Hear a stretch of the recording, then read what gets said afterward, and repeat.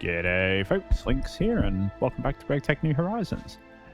So, it's been a very busy week, both in terms of Greg, but also in terms of real life stuff as well. The quick bit of just a quick bit of video admin stuff thing.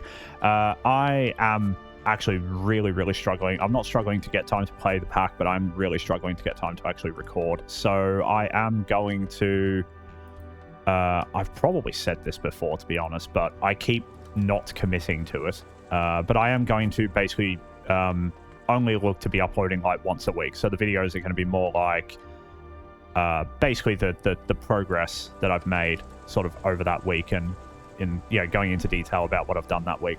I have said I'll do this before, but then I kind of stray away from it and try to do more real-time stuff, and try and do multiple, plan to do multiple uploads a week and then never actually achieve it and then feel bad. So yeah, I will basically be uploading. It'll probably be weekends, so it'll probably be like Saturday or Sunday, at least for the next probably 2-3 months.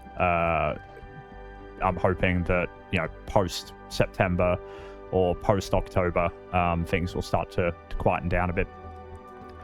And in theory, I might actually make faster progress, because I do feel myself slowing down because of the fact that I am trying to record, that I'm trying to sort of stay within a particular bound, so then I can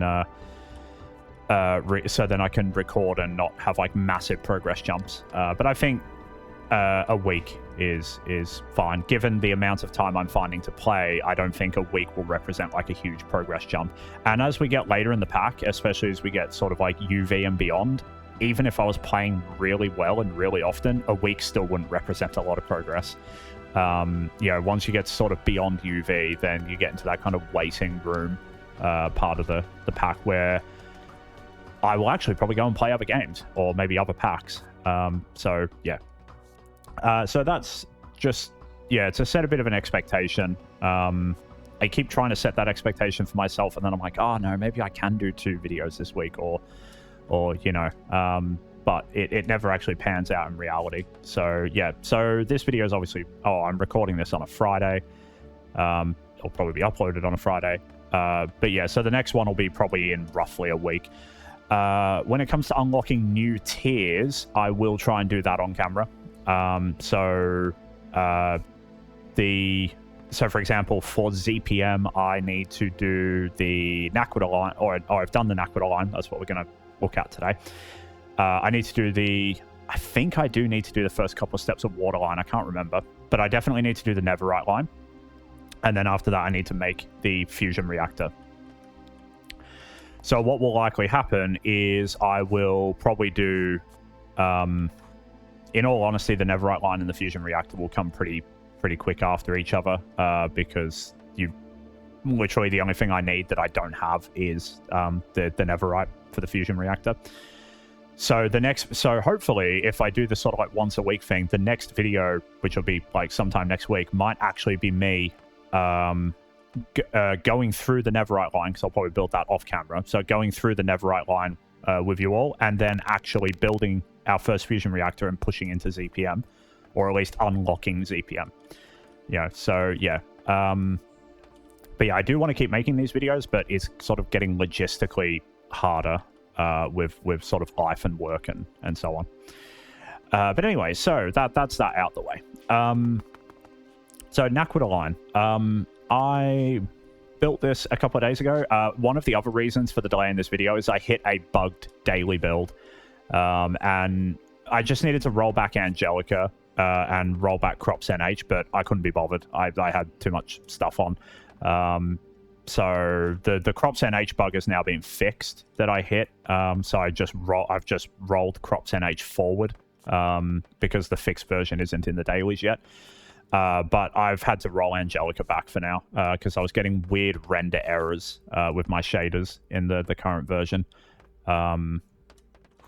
But yeah, I am tempted. I will probably log a GitHub issue if one doesn't appear already, but it's more just the fact that I need to sit down and actually I need to sit down and actually do the information gathering and whatnot for the GitHub issue for it to be, helpful.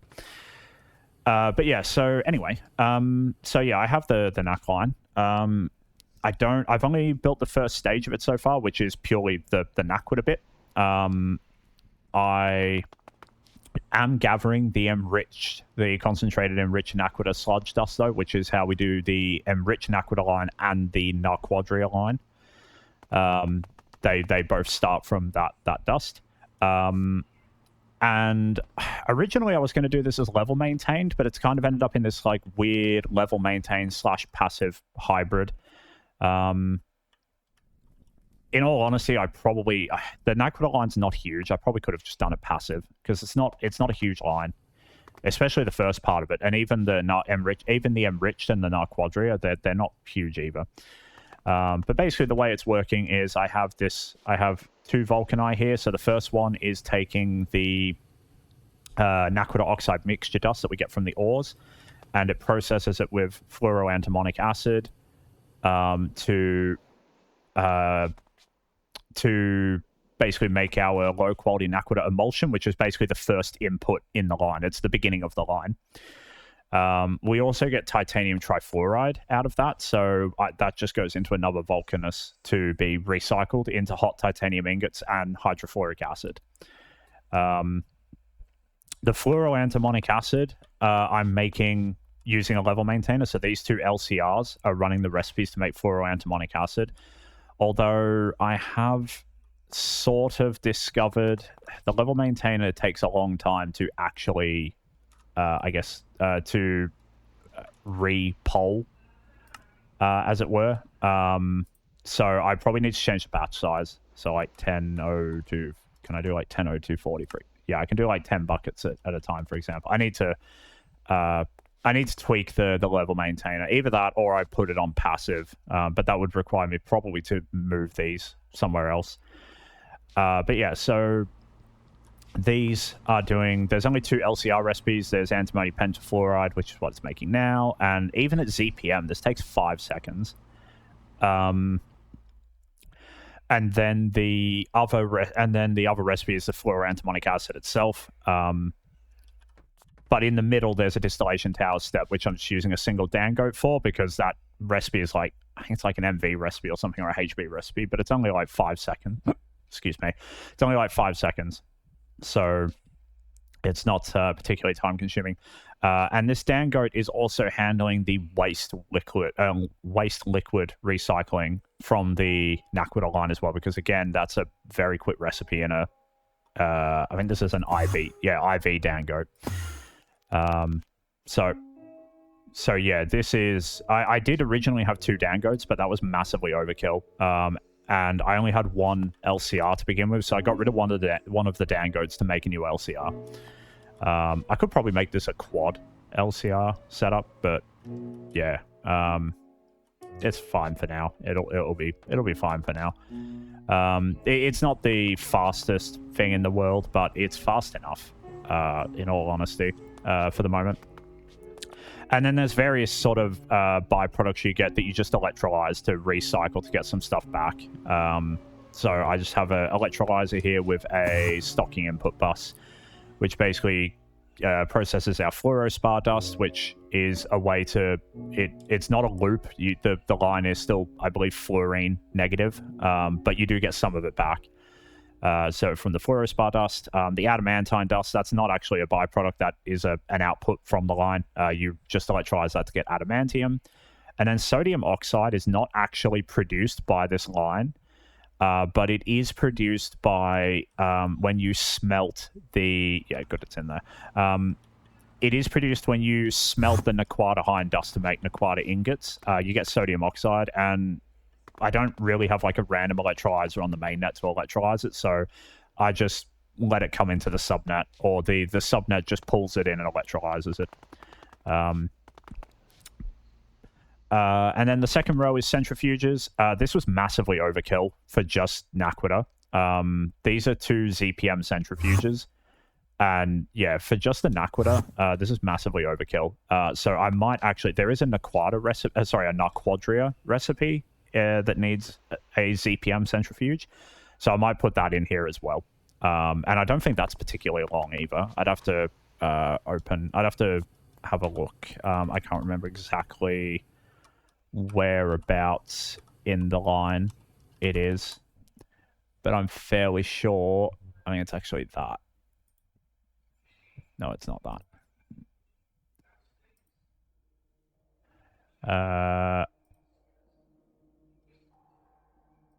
There we go. This is it. It's 20 seconds, which isn't the end of the world, especially because that's not accounting for the fact that these have a minimum speed bonus of 200%.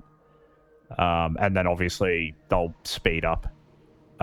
They'll speed up as they run. They'll speed up. So yeah, that is fine. So I will probably do the Naqquadria the Naqquadria sulfate recipe in here as well. Or sorry, Naqquadria phosphate recipe in here. And then this one is just doing, at the moment, this is literally just making the Naquita adamantine solution, I think it is. Yeah, Naquita adamant. So this is just making the Naquita adamantium solution. And then this is our first new multi-block in a while. So this is the neutron activator. And basically, I am again auto-crafting with it. So I have the input. The input has to be in the top and output in the bottom. Definitely just make sure. Yep. And the way that this works is it doesn't actually use EU directly. Instead, you feed the EU into this neutron accelerator. This is an IV one. And the IV one takes 6144 EU per tick and converts it into EV, which I think is electron volts, I believe. And basically that is what shows up here. So we have 215 MeV, and this is actually required by recipe. So if we just look at this one, for example, this says must be minimum 1050 MeV and maximum 1100 MeV. If the number you see here is outside of that range, then it will consume the inputs and it will give you trash. It'll give you radioactive waste. So, and there's no way to actually keep it at a constant value. You can see it sort of oscillating here. It does lose 75 keV per second. And the way that you basically keep that sort of oscillating within an acceptable value is you just put down a neutron sensor, and here you can set a threshold. So you basically set it to the midpoint of the accepted range. So I've set it to 215, which is the midpoint, because for Naquita the minimum is 200 and the maximum is 230. So I've set it to 215.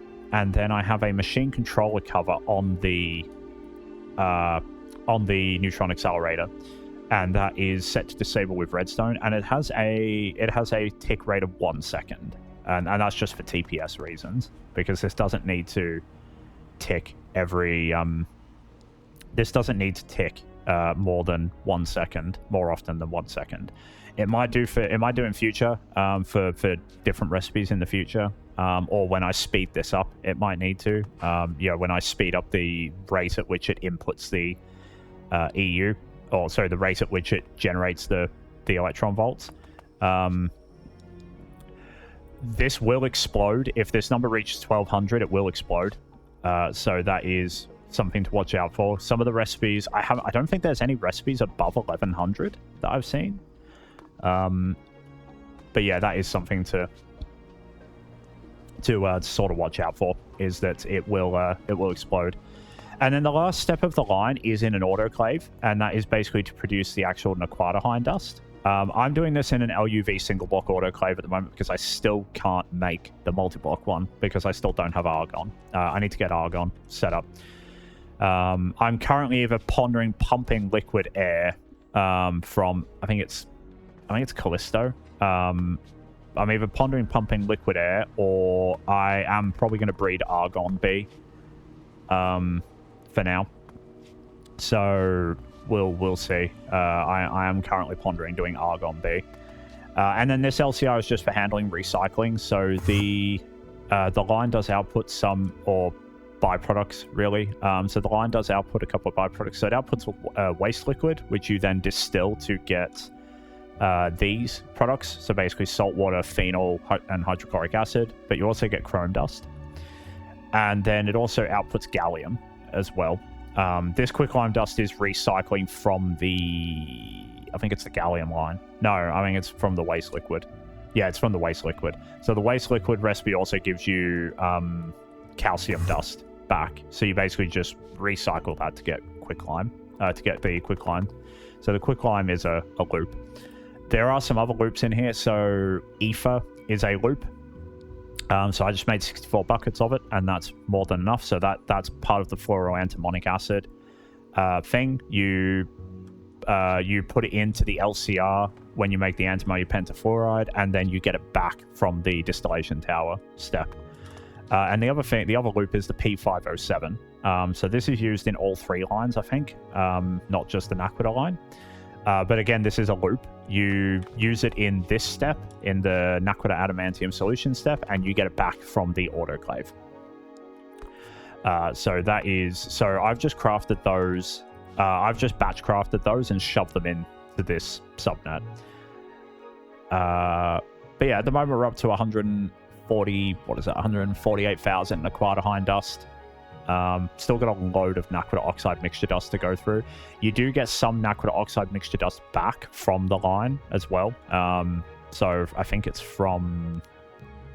it's from this step. I think it's from the neutron activator step.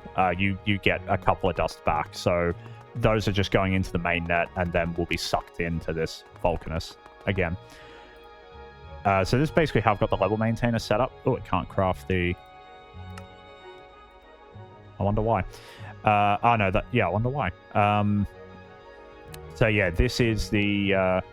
this is how I've got the level maintainer set up. So similar to the platinum line, where it basically just said, keep 99 million of everything, and then we'll... keep 99 million of everything, and basically that'll just keep it running. So I'm requesting chrome dust to trigger the recycling process, to trigger the byproduct process for chrome, and to process the waste liquid. It produces fluorine-rich waste, which you then turn into waste liquid, which you then turn into chrome, and that also is how you get the fluorospar dust. So it triggers the fluorine recycling as well. And then I'm requesting gallium to trigger the gallium byproduct. And then the main output is the Naqline dust, which I'm requesting. And then the fluoroantimonic acid I'm requesting. But yeah, this is a bit slow. I don't know if it's because the LCRs are slow or whether it's just because there's too much of a delay for the level emitter. So I might need to passive it. Which would be somewhat annoying, but probably not the end of the world. These are running at ZPM, these LCRs, and they're still a wee bit slow, but I suppose I could upgrade them. I suppose I could overclock them to UV when I get ZPM energy hatch, or replace them with an MCR. Because that could be... Yeah, that could be something I end up doing, is actually replacing all the LCRs in this line with a mega chemical reactor in the future, which I don't think I'm actually too far away from making. But yeah. So I need to basically set up the Narquadria stuff and the Enriched Aquila stuff. They're not very long. Those lines only appear to be a few steps each. In fact, I think Enriched Aquila is only like 2 steps. I need 2 more neutron activators. But yeah, the only real annoyance I have with this is it's a very fiddly thing to craft. It has lots of little bits that, at least from as far as I can tell, are only used in this machine. So, you know, and I don't think this is used massively going forward. I don't know. It is probably... There are a fair few recipes for it, but I don't know how mandatory this is going forward. So it doesn't really feel good to pattern.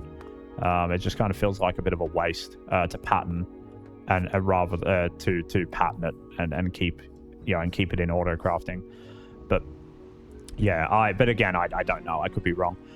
Also, I've changed the way that this subnet is not actually using P2P for the or the access to the mainnet, I'm actually, now that I've got lightning power, I'm actually probably just going to start spamming wireless. So this is my first wireless tile, as I'll term it.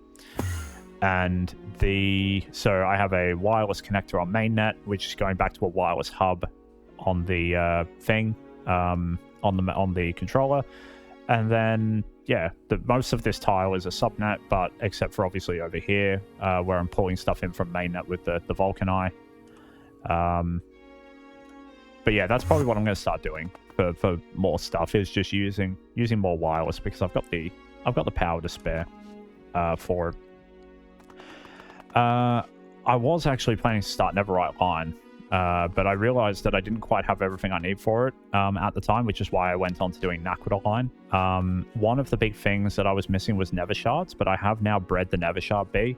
This was fairly unpleasant, because you have to go through a bunch of the Formcraft bees. So that was fairly unpleasant. I don't have a Formic Shard. I have a Formic Shards bee, but not a queen, apparently. Okay. Oh, it's probably ended up in the mainnet because I didn't put an automation upgrade on it. I'll dig that out later. I'll find it. But yeah, so basically I have the Nether Shard bee now. I can breed the Neverite bee. That is what I will be doing probably today sometime, to be honest. Because the Neverite bee is not hard to breed. It just needs the Demonic and the Diamond, which I've already got. And it requires a hellish temperature, which I should be able to do fairly easily. I think I just need to make a blaze electron tube or whatever for this, and then that will emulate hellish temperature. And then I've already got the block of hellish metal underneath. But yeah, so that's not hard to breed. I can sort that. And then I can probably start looking at doing the Neverite line, because I've got everything else I need. Really, the hellish metal was probably the most... Oh, I need to also do... the reason I bred Formic Shards bee was to get Formium dust. Was to get the Formium comb. Yeah, this. Was to get this. Because you need Formium for hellish metal. The cheaper way to do it is actually through infusion. Making hellish metal with infusion. But that would require me to have basically a dedicated automated infusion setup for Neverite line. And yeah, I can't be bothered. So to make it the Greg Tech way is more expensive, but it's easier to automate than Formcraft Infusion. And then the only other two big things is I've rebuilt my fermented biomass line because I actually ran out of epoxy. So I've been meaning to do this for ages, but I hadn't ran out of epoxy. But obviously once that happened, there was an incentive to rebuild it. So yeah, this is my basically... Yeah, so this is my fermented biomass line, but it's all multi-blocks now rather than being single blocks. So I have the multi-block compressor, multi-block macerator, centrifuge. I'm now using an industrial coke oven for the fermented biomass instead of the pyrolysis oven, this is significantly faster. And then I'm using Dangotes. I'm using Dangotes for the for the distillation step now, which is also really fast. So this pair, which I think is running at IV, this pretty much all of this is running at IV with basically all of this is running at IV except for the coke oven. Coke oven's running at LUV, and yeah, this has been really good, really fast. It's all level emitter. It's all controlled by level emitters, so it is turned off. I have a advanced level emitter here with all the sort of outputs. I did need to sort of get this set up for the Naqline line because I needed ethanol for the Naqline line. But I was running low on methane. And I was actually I wasn't really struggling for ammonia because I do have these LCRs. These level emitted LCRs making ammonia, and these are running at ZPM, so they're actually really fast. But yeah, so the other, I do have another new toy though, which is if we go to, I have put a space station in orbit of Jupiter, and that is because we can now, I should turn my shaders off in the Galactic Craft dimensions. But yeah, we can now make the planetary gas siphon. And this is the new structure for it. So for reference, the old one looked like this. It's cheaper than the new one, but it's also very boring. The new one looks like this.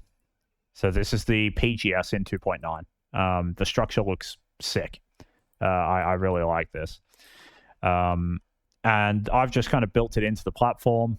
So built the platform around it. But yeah, this is the way it works, or the way it's built in 2.9. It's mechanically, it is mechanically the same, with the only exception being that you now give it coils. So I've given it Naqline alloy coils, and each coil tier gives it 10% speed. Got to be careful, moving very fast. Yeah, each coil gives it 10% speed. Otherwise, it's mechanically identical. You set the circuit number, set the depth, you give it the mining pipes, etc., and it just chugs along. This one is pumping helium, because my previous source of helium was centrifuging endstone dust from crops, which is probably not going to serve me very well in the long term. So what I will do, though, is because I actually thought I was going to run out of helium, but no, it turns out I have like 500 million helium. So this is currently off. But if I turn it on, or if I do that, so what is that producing? That's producing 18 buckets every 6.3 seconds at IV. So it's not and the speed is 280%. So it's not the fastest thing in the world. It's primarily because you just don't get much helium from Jupiter. It's like 500 per operation or something, I think. So yeah, or the amount is 500. I don't quite know how that translates into the sort of final amount, but yeah. So we are getting, we'll get that sort of, 16 or 18 buckets per 6 seconds, which will do for now, because I'm not chewing through helium. So that will do for now. If anything, I could probably just leave it going until it runs out, until it fills because I have a dedicated cell for helium in the main network, and there's not many processors that output helium as a byproduct, so I don't really have to worry about it clogging.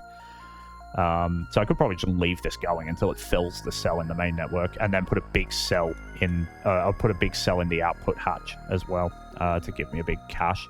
But yeah, I have made 2 of these. I do have a second one in the backpack. This is going to be for hydrogen, because Jupiter actually does give quite a good amount of hydrogen. So while the helium is a bit sort of but more than good enough for now, the hydrogen is insane. So the hydrogen should see me for a very long time, especially because I have other sources of hydrogen as well. But yeah, again, just a quantum ring. In from the mainnet, and I'm using EU P2P, so I have a single IV energy hatch and a IV. I have IV EU P2P from the LSC in the void.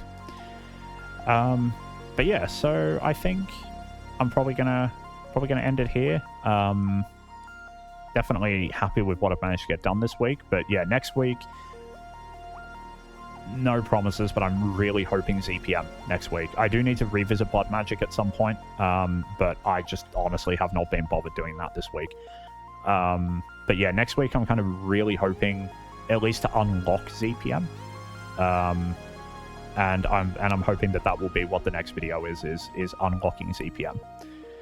So if you have made it this far, thank you very much for watching. I do appreciate it, and I do understand that this is probably not as slick as a lot of other GTNH content creators who do an excellent job. But yeah, unfortunately, I'm kind of struggling to get these recorded every now and again. But I do still want to get them recorded. So yeah, I think I will be going basically a similar direction to my Nomi Factory series, where I do a bit more, where a lot of the videos will be more retrospective. And then that may change as I get, the videos may be more retrospective, and just sort of come out like once a week. and then hopefully towards, you know, another couple of months, I might have a bit more free time, and then I can, you know, maybe publish a bit more often. But anyway, thank you very much for watching, and I hope you all have a lovely day.